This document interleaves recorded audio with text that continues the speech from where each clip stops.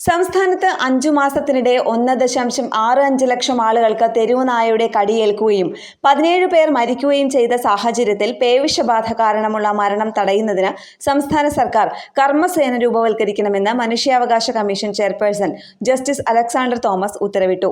Vellore Christian medical college virology വിഭാഗം മുൻ മേധാവി ഡോക്ടർ ജേക്കബ് ജോണിന്റെ അഭിപ്രായത്തിന്റെ പശ്ചാത്തലത്തിലാണ് ഇതിനാവശ്യമായ പദ്ധതി രൂപരേഖ തയ്യാറാക്കാനുള്ള നടപടികൾ ആരംഭിക്കാൻ നിർദ്ദേശിച്ചത്. തെരുവുനായ്ക്കളുടെ കടിയേറ്റവർക്ക് നഷ്ടപരിഹാരം വിധിക്കാൻ സുപ്രീം കോടതിയുടെ നിർദ്ദേശാനുസരണം നിയോഗിക്കപ്പെട്ട ജസ്റ്റിസ് സിരിജഗൻ കമ്മീഷൻ സേവനം അത്യന്താപേക്ഷിതമാണെന്നും ഇതിന്റെ പ്രവർത്തനം തുടരുന്നുണ്ടോ എന്ന് സംസ്ഥാന സർക്കാർ വ്യക്തമാക്കണമെന്നും അദ്ദേഹം ആവശ്യപ്പെട്ടു.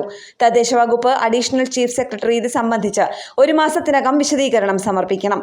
വനം, കൃഷി, മൃഗസംരക്ഷണം, വിദ്യാഭ്യാസം, തദ്ദേശ സ്വയംഭരണം, ആരോഗ്യം എന്നീ വകുപ്പുകളുടെ പ്രതിനിധികളെ ഉൾപ്പെടുത്തി കർമ്മസേനയ്ക്ക് രൂപം നൽകണമെന്നാണ് ഡോക്ടർ ജേക്കബ് ജോൺ നിർദ്ദേശിച്ചത്. ഇതിന്റെ മേധാവിയായി ആരോഗ്യമേഖലയിലെ വിദഗ്ധരെ നിയോഗിക്കണം. സെക്രട്ടറിയായി മുതിർന്ന സർക്കാർ ഉദ്യോഗസ്ഥനെ നിയോഗിക്കണമെന്നും ഇൻസ്റ്റിറ്റ്യൂട്ട് ഓഫ് അഡ്വാൻസ്ഡ് വൈറോളജിയെയും കർമ്മസേനയിൽ ഉൾപ്പെടുത്തണമെന്നും നിർദ്ദേശിച്ചിരുന്നു. കർമ്മസേന രൂപവൽക്കരിക്കുന്നതിനുള്ള വിശദമായ കർമ്മ പദ്ധതി 1 മാസത്തിനകം സമർപ്പിക്കണമെന്ന് കമ്മീഷൻ ഡോക്ടർ ജേക്കബ് ജോണിനോട് അഭ്യർത്ഥിച്ചു. വിവിധ വകുപ്പുകളുടെ പ്രവർത്തന രീതിയും റിപ്പോർട്ടിൽ വിശദമാക്കണം.